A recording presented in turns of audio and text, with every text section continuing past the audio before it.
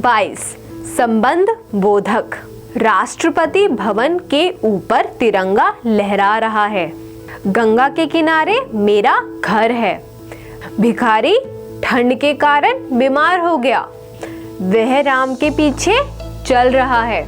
इन वाक्यों में आए, के ऊपर, के किनारे, के कारण, के पीछे शब्दों से संज्ञा या सर्वनाम शब्दों का वाक्य के दूसरे शब्दों से संबंध का पता चलता है।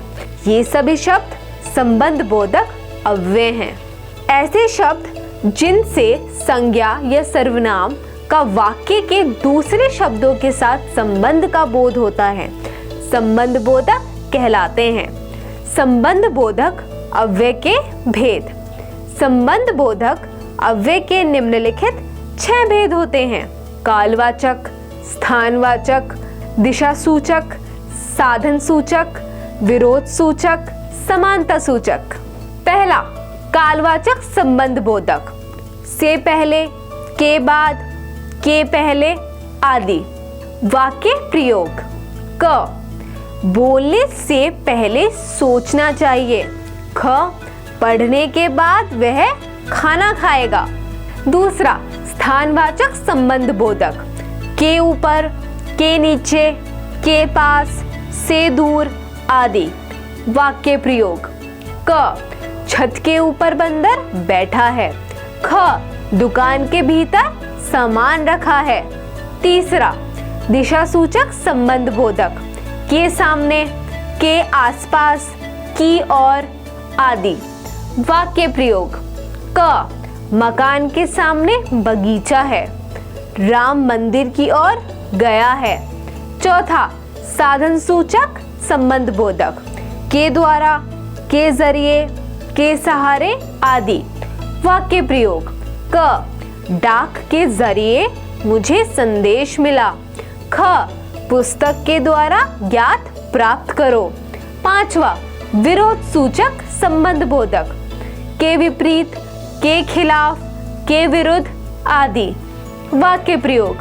क, मित्र के विरुद्ध मत जाओ। ख, उसने राम के खिलाफ वोट दिया।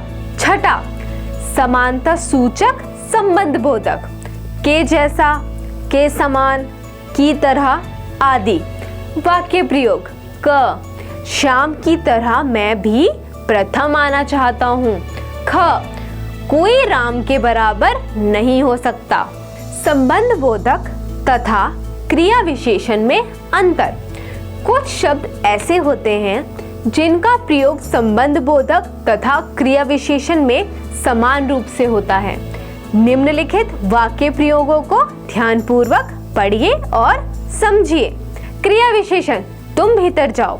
संबंध बोधक, तुम घर के भीतर जाओ। ऊपर चिड़िया बैठी हैं। पेड़ के ऊपर चिड़िया बैठी हैं। काव्या बाहर खड़ी है। काव्या घर के बाहर खड़ी है। उपयुक्त वाक्यों में हमने देखा कि भीतर, ऊपर, बाहर तथा मधुर शब्द क्रिया विशेषण तथा संबंध बोधक दोनों रूपों में प्रयुक्त हुए हैं।